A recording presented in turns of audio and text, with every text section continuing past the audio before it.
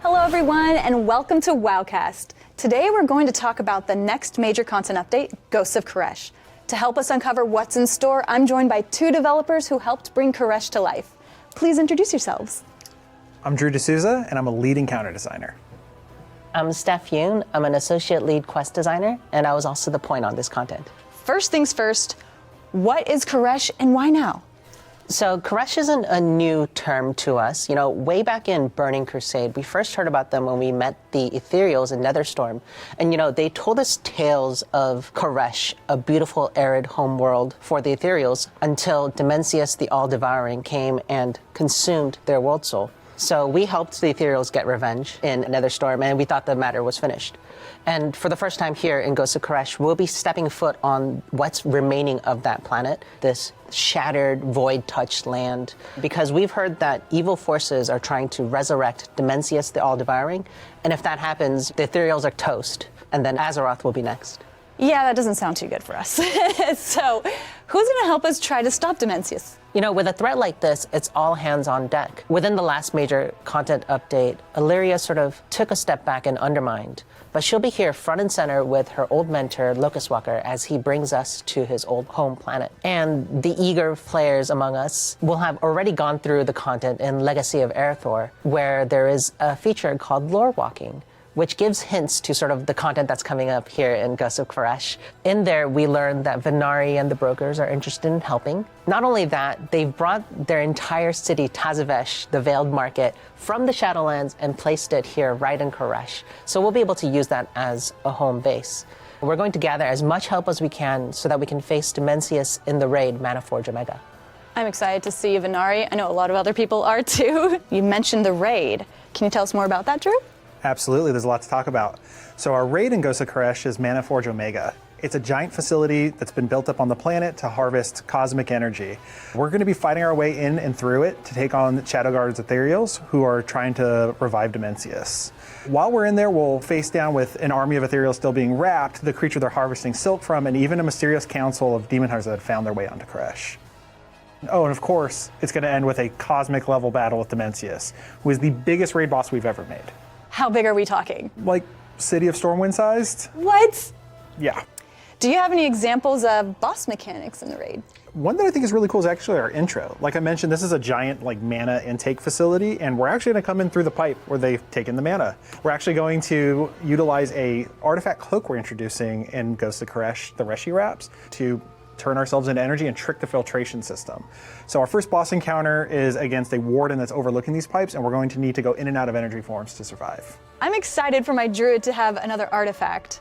So let's break down Reshi Wraps. What's the fantasy behind them? We wanted to give the players an upgradable artifact that had a visible component for transmogs, of course, because that's the true endgame of WoW, but didn't interfere with any tier sets. So the Reshi Wraps are an artifact cloak that helps us turn our bodies from corporeal into an energy form. You know, a very powerful person within the campaign helps us gather these ethereal artifacts and coalesces them into the Reshi Wraps.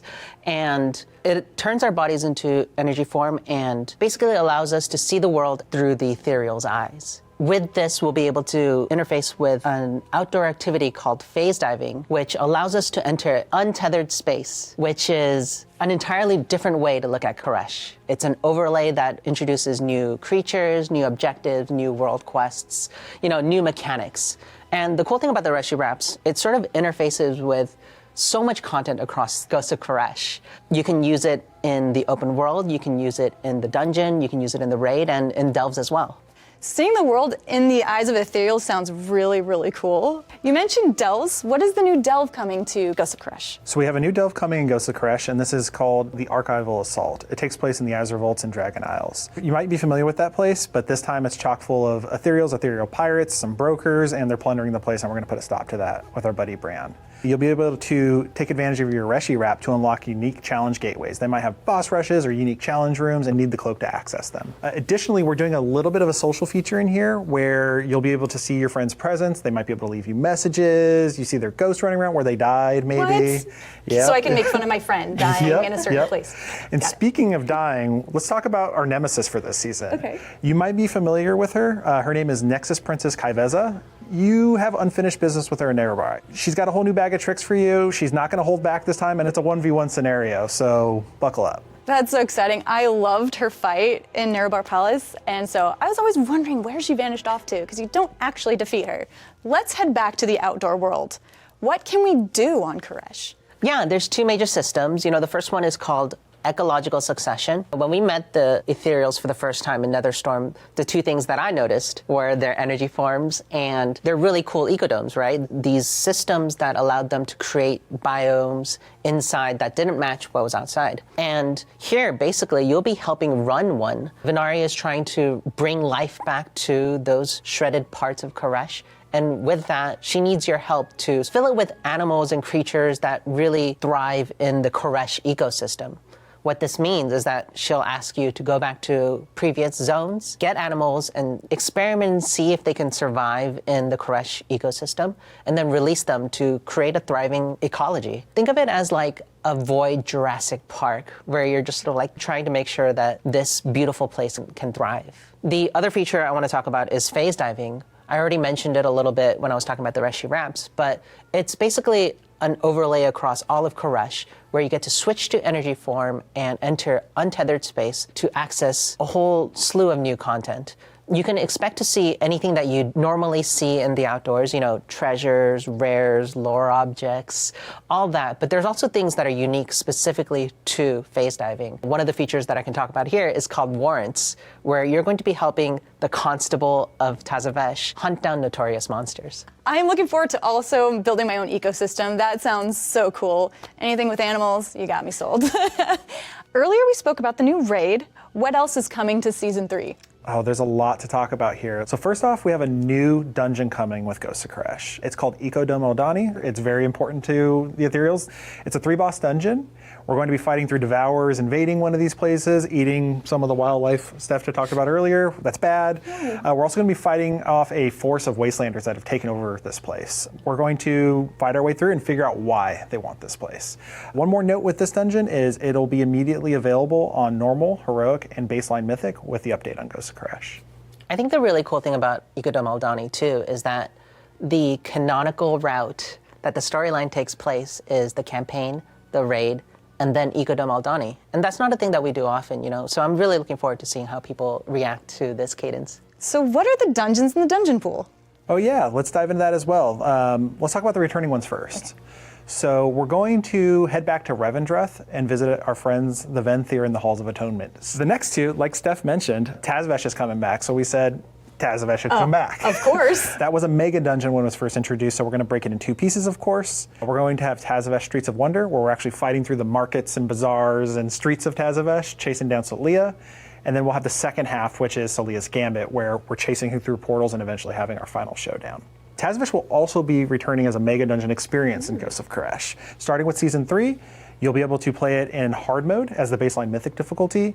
It'll have increased challenges, hard mode mechanics, and really awesome rewards. I'm looking forward to it. Oh, we also had a community vote for the last 4. What were the winners? Yeah, it was really cool to see what players' favorite dungeons were in the War Within, and the 4 that players chose were Operation Floodgate from Season 2, going back to punch some goblins, Priory of the Sacred Flame, just awesome Hollowfall vibes throughout. And then we're going to round that out with 2 dungeons from Season 1 of The War Within, Arakara, City of Echoes, and the Dawnbreaker.